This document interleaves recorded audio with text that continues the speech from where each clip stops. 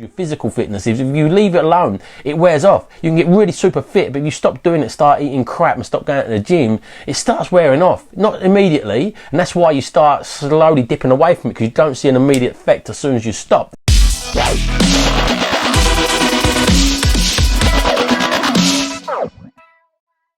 Hi everyone, so I'm going to do a short video about showing up on the days that you don't feel like it. This is where success is mastered. Success is not about when you're feeling good or all the circumstances are good and things go well. Success is about turning up on the times when you don't feel like it, when the economy is bad, you know, when you're riding uphill and the wind's in your face and you've got flat tyres.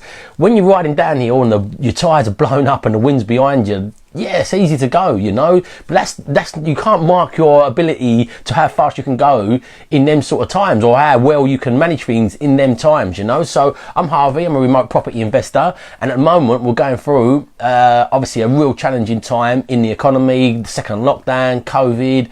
And so many people, you've got two options in these sort of times. You either sort of bury your head. I was talking to somebody the other day. You bury your head, you feel sorry for yourself because what used to work might not be working now, or you readjust and you refocus and you accelerate forward into evolving into what needs to be done. The problem is, on the second option, is you're not going to feel like doing that, you know. It's going to feel uncomfortable. It's going to feel awkward. The familiar mind, the mind leads and links towards the familiar. So you're going to feel like very, very strange and uncomfortable, not feeling like doing this. And that's when procrastination sits and sets in.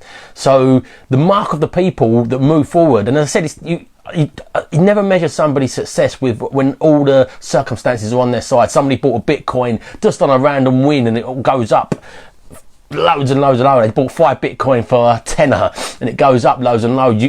That's just a speculation being in the right place at the right time. The people making money out of cryptocurrency now are the real experts in it. And there is people still making money at it, not just buying it and hoping it's going to go up, you know. So, but it's getting to this stage of doing stuff and understanding yourself, that awareness of yourself, that you're not always going to feel like doing what you want to do. There's a little bubble, and success lays right on the outside of the uncomfort zone. You know, you've got to step out of your comfort zone, and just on that barrier, that's where progression and success really, really lies, and the fulfillment as well. Because no matter how much success you're gaining, maybe it's monetary or anything, or maybe you're a sports person and you play tennis against somebody and you beat them all the time. If you're successful and it's very easy, that don't give you no fulfillment.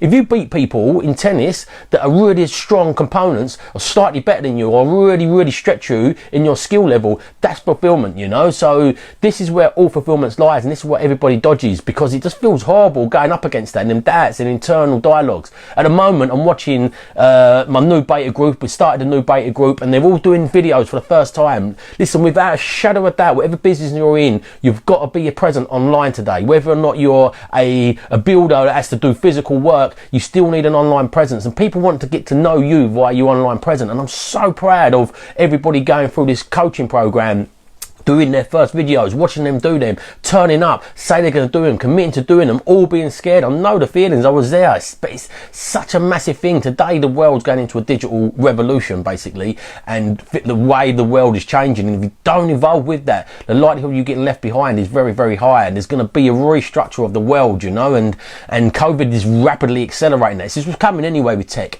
but COVID is rapidly accelerating this. The fact that we can't go out and communicate as much as we used to means more and more is just moving to online. So if you can't operate your property business, your normal, but any business you've got, if you've not got a form of operating that online, you're going to be out of business potentially, you know. Look at these businesses that've got no online presence. You can already see the big players already going bust, you know. They've got zero or very poor online presence, and the companies that got great online presence are accelerating, you know. So, and this is from any level, all the way up from Debermans and these style businesses, all the way down to just your local high street type people and your brick and mortar companies, and they can have an online presence, they can use them, but the thing is, everybody sticks in their comfort zone. Learning the new strategies and the softwares, it's overwhelming. It's out your comfort zone. Doing videos is massively out your comfort zone, and I promise you, for me as well, it is really, really uncomfortable for me when I first done videos. But it's like anything, you consistently do something and it soon becomes your comfort zone, you know. You consistently, if you're a tennis player, going back to that, if you consistently are the best,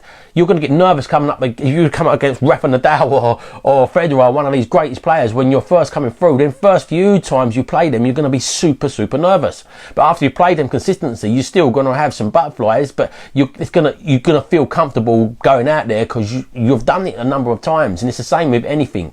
We've got to constantly keep on evolving. And if you wait until you feel in the mood to do something, you're not going to get anywhere. Everybody thinks, right, yeah, just wait for this to be right. I'll wait for that when I'm up for it like that. If I felt in the mood, wait till I felt in the mood, I would get nowhere.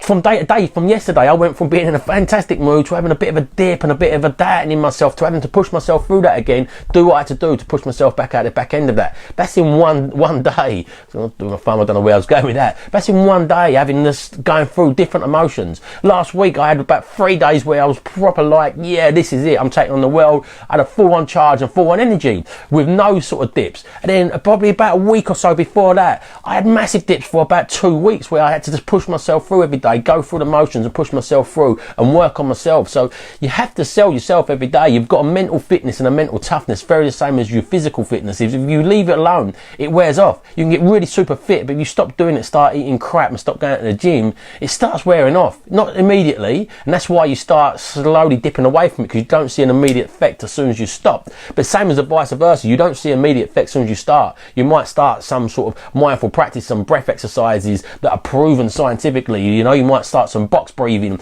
Like, this is proven, this is so much proven scientifically. The Navy SEALs use this, and armies use this, you know, to calm their self. Navy SEALs, when they're about to pull the trigger and they're focusing down the rifle, they use this breathing technique to calm their neurological nervous system down. But the thing is, you might do it once and think, I didn't notice it. And that's why you sort of dismiss it. And similar again, if you get yourself fit, you might miss a day or a couple of days and you don't instantly notice a difference. It's not until it compounds up and it creeps up and all of a sudden you're like, oh wow, I'm out of shape again, I'm feeling unfit. And it's the same with your mental focus. You've constantly got to work on yourself, you've constantly got to have challenges. It's just the way things are, but you've constantly got to keep on keeping on. That is the saying of it. So look, we're going to go through some tough times again with COVID. You've got two options. You can just sit and feel sorry for yourself. I don't think this is, I think this is here to stay. I don't think this is going to be gone in no immediate hurry. So you've got to be adapting. You know, if you're in property is the business area, you've got to be adapting to be able to run your business fully from your phone. Any business anyway, you know, I'm talking about property because that's the business I'm in, but it's about adapt and evolve and move forward. Pivot, as the big famous word was at the start of the previous lockdown. This lockdown don't seem quite so strict, but it's still going to be restrictive all the same. There's still going to be businesses that are massively going to struggle. Some, obviously the furlough scheme's been extended, which is going to help again some of these businesses, but they're in such dire trouble as they come out the back end of it again. People's confidence are going to be knocking. It's going to be strange times. So if you're not switching and changing and stepping out of that comfort zone and doing stuff you don't feel like doing, you know, and hanging on to the familiarity, the unfortunate truth is that you could, I'm not saying you will, but you could find yourself in an even worse situation than feeling crap by doing something you don't feel comfortable with, like doing a video. You just got to think of the bigger picture of it. You think to yourself, okay, I feel a bit crap doing videos. I thought to myself, I feel a bit crap doing videos. I feel a bit crap like posting pictures on my personal life because people want to understand who I am and get a feel of me.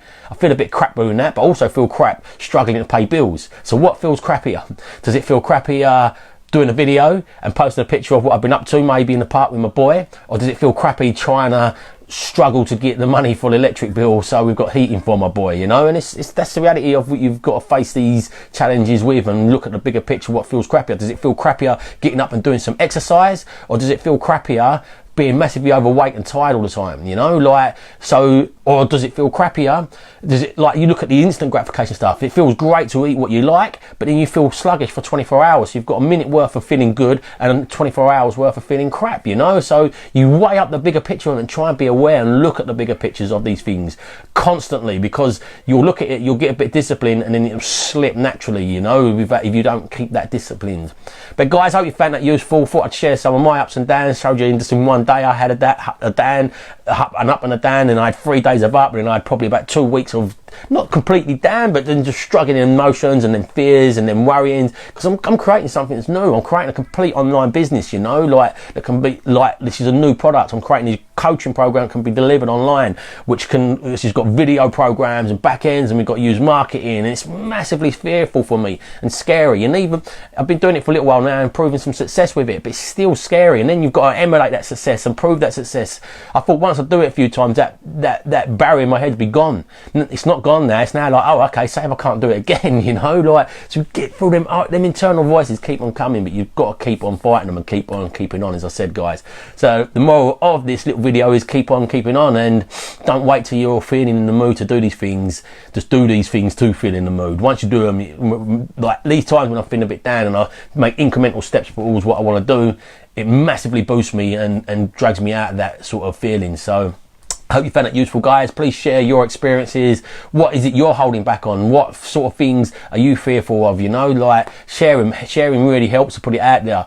Videos are massive, and massive congratulations to everybody that's been going through. There's too many of them now that's been doing these first videos. Keep them up, keep the momentum up, because you're doing a fantastic job. And yeah, it's keep on showing up consistency, and you will see the results from these eventually. But please, if you're enjoying this content, don't forget to hit the thumbs up, and that subscribe button really helps push this out to many more people to enjoy this also, and so you can be notified for when more videos like this are being released. If you don't evolve your ideas, guys, you're never going to live on your own terms. So evolve your ideas, live on your own terms, and have a fantastic day, everyone.